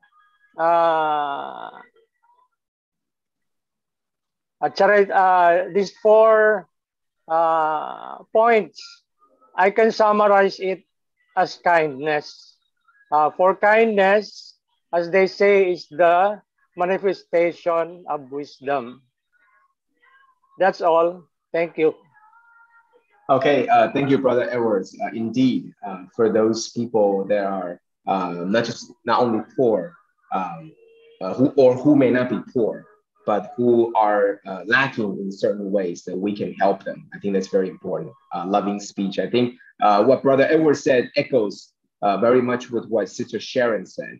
I think there's, for a particular group of people, this is what we need to do. And I think that's very important. And for the other people, there's the infinite Dharma ahead of us, is that we also encounter people who are not poor and also who are not disabled. So for the people who are disabled and poor, we know what to do. We should give, we should help them. That's the very important thing.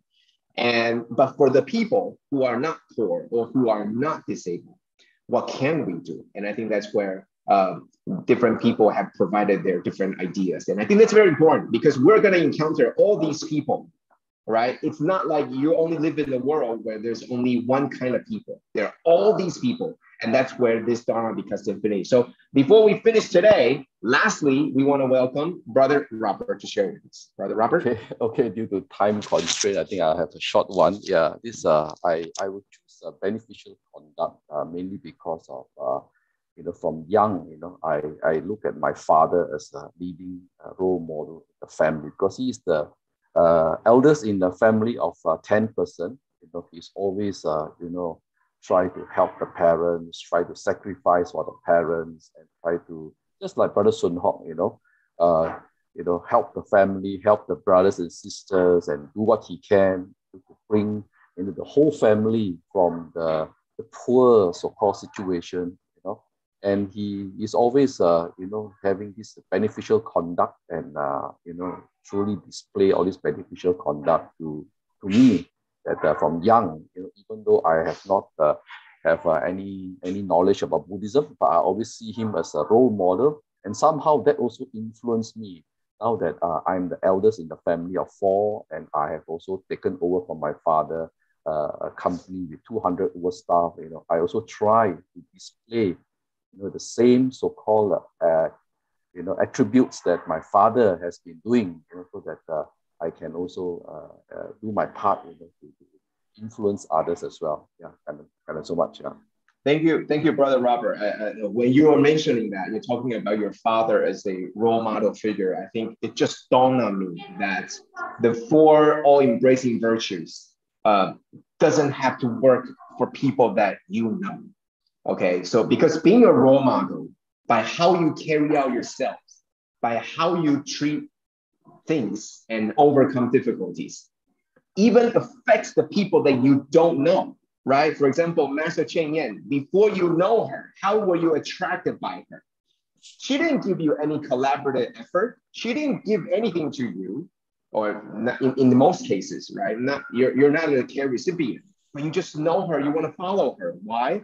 She didn't give you kind words or loving words, but what did she do? She did things that you want to set as your role model, you want to follow, you want to do. Just like your father, maybe not doing this so that you have to learn, but just doing this because that's his job, his responsibility, and then you learn. And I think the 4 all-embracing virtue is just that. You are embracing sentient beings, not because you are directly talking to them. And even the people that you're directly interacting aren't the only people that you always interact with, right? I see Brother Robert's always carrying his kid, right? So I'm sure, what you do for your son is going to be different from what you do to your coworkers and your staff. Very different. So it's not going to be the same four in that order. And I think this is what we're trying to do, is that, we memorize the 4 all-embracing virtues, but how we use them, that's when infinity comes out. That's when it truly, and don't just always think that there's only one way, because there are people that just, I don't need your help. But then when you work with them, they're going to realize that I need your help and I want your help. And that's when they begin to embrace you. So thank you all. I think this has been a wonderful day. It's been even brighter because of Brother Sun Hock's sharing and because of everybody's participation. Once again, thank you. And I look forward to next week when we have the opportunity to see each other online again. Thank you, everybody. Thank you. And have a wonderful day. Yeah, maybe we get Sister Siu Ching to say a few words before we end. Oh, absolutely, absolutely. That's the role model person with collaborative efforts, with loving speech, with the beneficial conducts. And now, what is she gonna charitably give us right now? Let's listen to Siu Ching.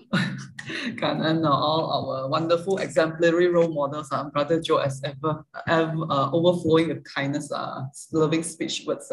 Very kind to brothers and sisters. Trust that many of us would like to share, but today, due to time. But anyway, not to worry, because we know many of the brothers and sisters here have their own PNT Kai Hua Lotus.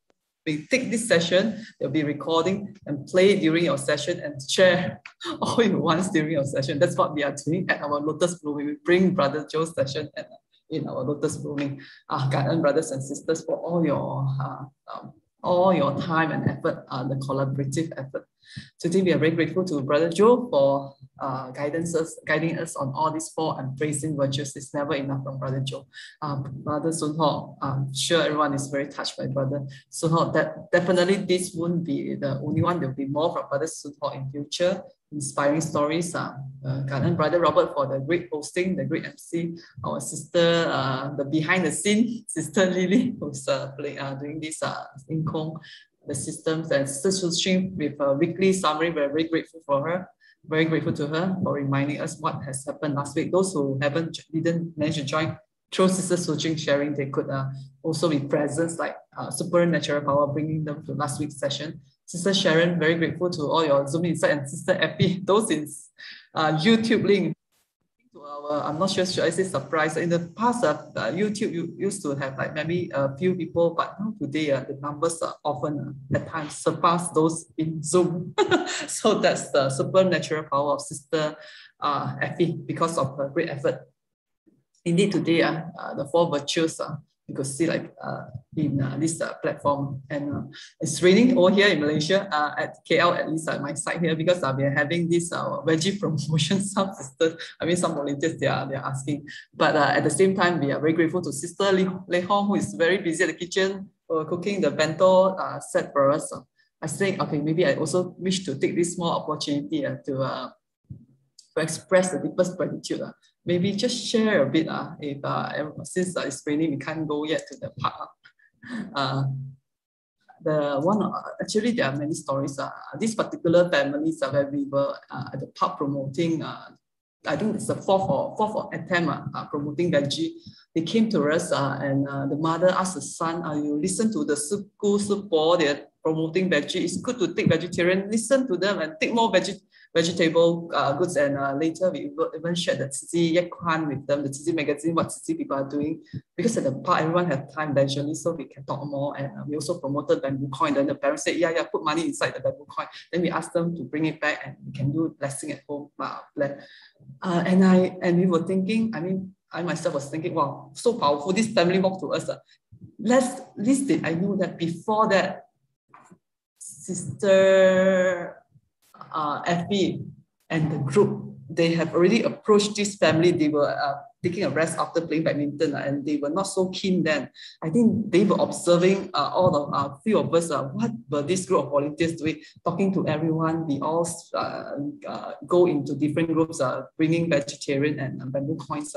So it is really for these virtues working together, the collaborative effort is because of what the earlier volunteer Sister Epi and the group have done, and these people, they are looking at us and seeing the sincerity. And we also have people cycling and stop by and ask us, go, you are all doing the right thing. Not only a lot of people thought, maybe Malays or other races, they may not be so into it.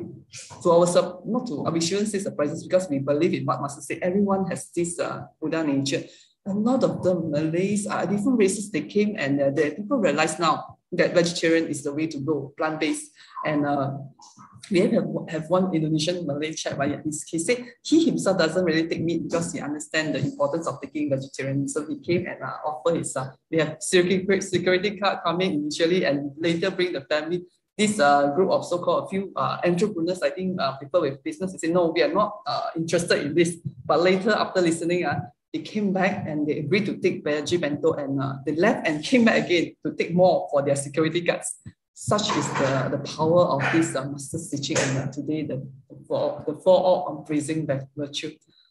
真的要讲不完 ，sorry, yeah, a bit carried away. Screen sharing is not coming out, Sister Suching. Your screen sharing is not out. Yeah, I just realized that, but maybe one day we trust we will be able to share. Yeah, we will be able to share more. I think with Sister Epi leading the way. Sister Epi is the one who came up with this idea, so we are very grateful to her. Okay, maybe I should. Yeah, we will leave it to a session. Trust everyone will be inspired as much as we all do, and today there are many more people joining. We hope that it's like Candy Kaipa, lotus blooming, everyone can do it at their own community, reaching the masses, like what Master said, purifying everyone's heart.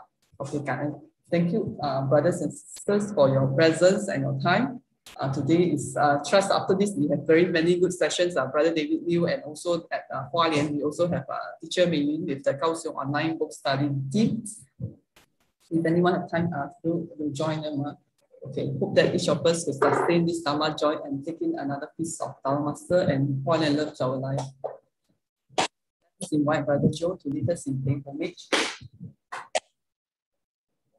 Let's please make 3 vows that Buddha and Dharma Master has been imparted to apply all these wonderful teachings in our everyday life. Let us pay our respects to our teachers of life in the soul. Come together. First bow. Second bow. Third bow. And brothers and sisters, maybe we wish to take one group picture.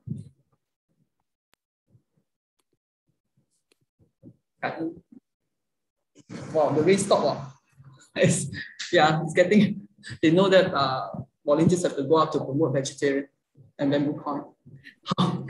Let us take a picture. Brother Joe, for your wonderful insight, Brother Sun Hock.